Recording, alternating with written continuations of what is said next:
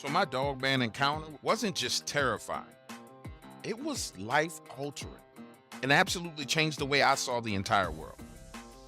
If you would have ever told me that going into the woods would lead to me experiencing something like this, and then if you had proof, if you could prove it to me, I promise you one thing. I wouldn't visit a national park. I wouldn't go hunting. I wouldn't go fishing. I wouldn't go to a city park in downtown New York, let alone into the woods of Louisiana.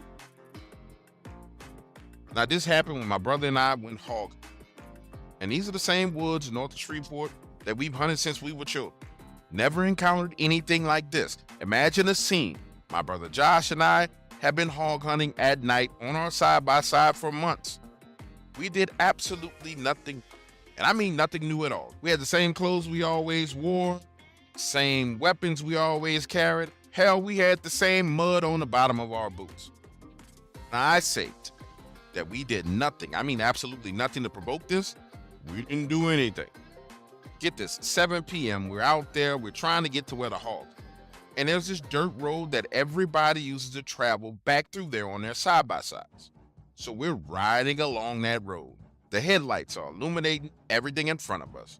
And we get about half a mile from the place where you normally turn off that road and into this open field.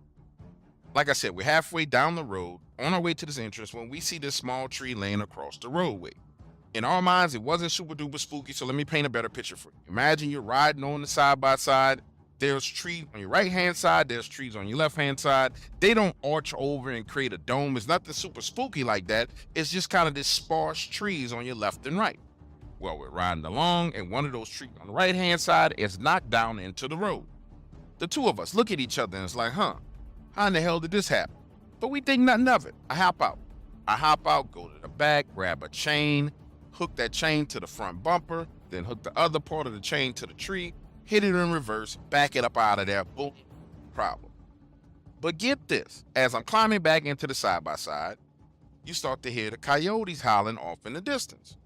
I'm not talking about 1 or 2 freaking coyotes, man. I'm talking about 20, 30 coyotes howling. Then it sounds like there's this gigantic freaking fight going down, like coyote versus coyote, savage WWE SmackDown foolishness way off up in the woods.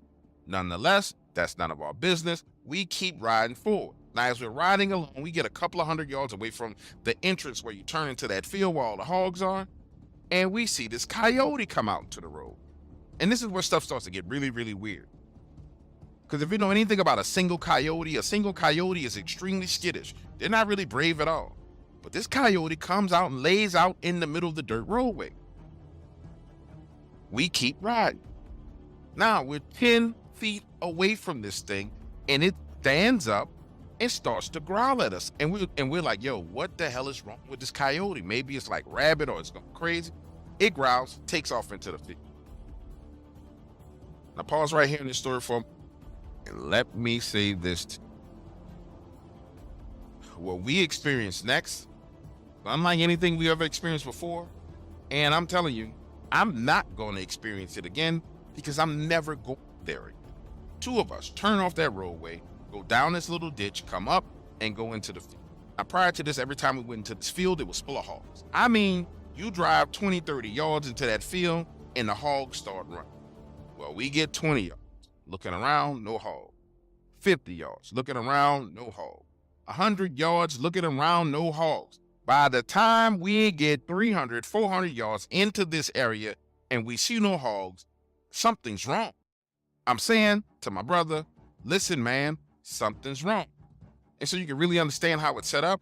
If you keep riding north on that field, eventually it runs into this power line right away, where they got those big old massive transmission lines, the big lattice towers, with the lines that slope down and span for hundreds of yards.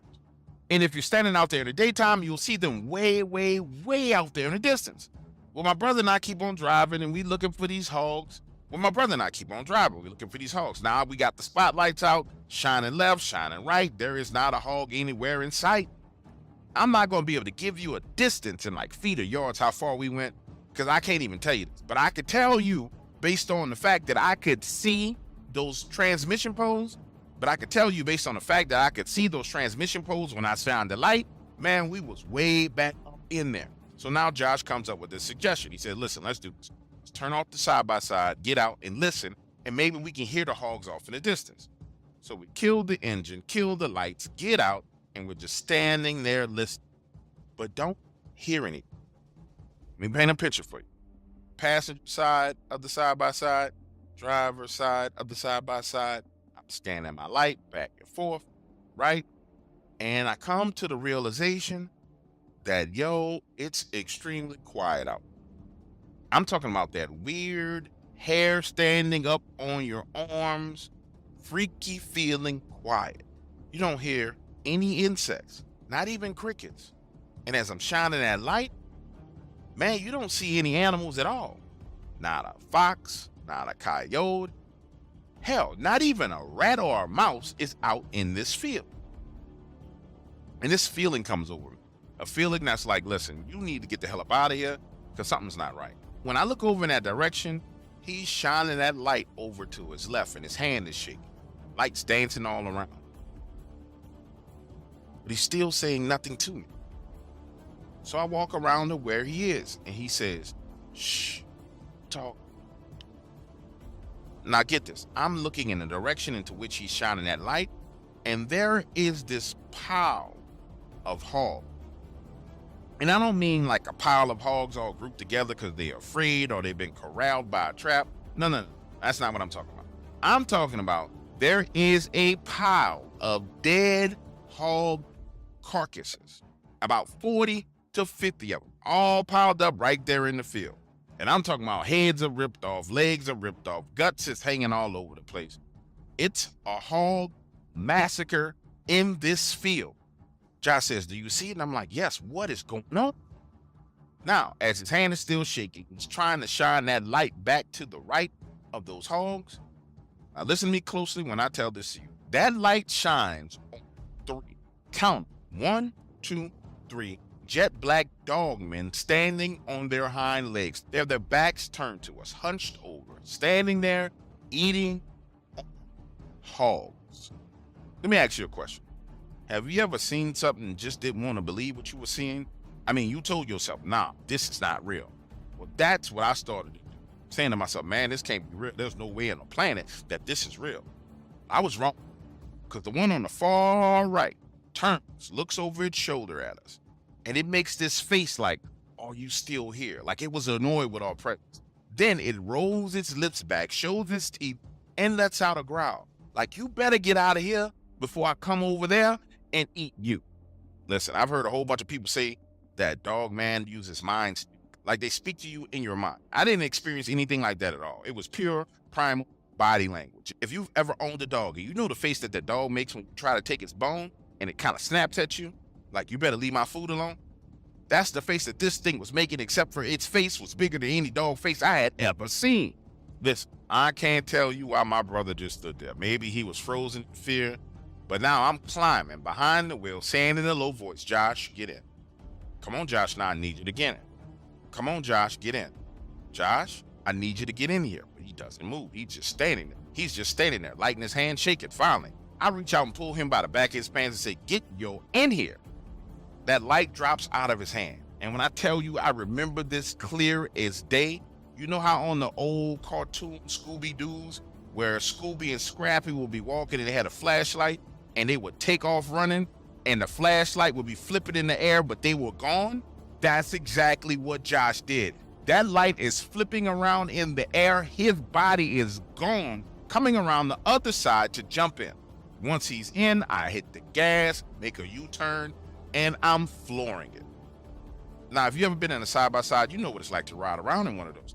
They're designed for you to cross over rough terrain, but they're not really designed for you to just be full speed going across open fields, hitting bumps and going through ditches. But that is exactly what the hell we were doing. I'm riding full speed, and we're bouncing around back and forth, left and right. The damn thing almost turned over because we hit this giant hole. Nonetheless, we come out of that field, and it's time to go up on that road. But to get in the field, you had to go down this ditch. Josh is screaming, slow down, slow down, slow down. But I start to angle that side by side to when we went down and came up out of that ditch, Wham! We landed right on the road and kept on going. Listen to me when I say this to you. That was the most terrifying ride through the woods, in the night, in the dark, I've ever experienced in my life. It felt like they were chasing us, but in the back of my mind, I knew that they couldn't have been chasing us because we were moving fast, but nowhere near as fast as those things could have run based on what I saw. But that panic and that fear is all over your body. It's under your skin. And I'm flooring it. Now, man, let me say this to you. When we get back to the area where we parked our trailer, I'll be honest with you, I probably should have slowed down a little bit and didn't do what I did, but I hit that ramp, it damn near flew off of the trail. Luckily, I didn't go off. It hit the railing, bam, stop. I hop off, lift the gates, lock the gate back, hop in, and we pull off. Didn't lock the rest of it down, didn't care, none of that. Come hella high water, I was getting up out of it. Now, later on, Josh told me that the entire time that we were escaping, that I was crying, like full on in tears crying. And I'm not going to dispute the fact that maybe I was crying, but it didn't make me a loup because I was crying because I was afraid. If you saw some like that, wouldn't you be afraid? Wouldn't you be crying?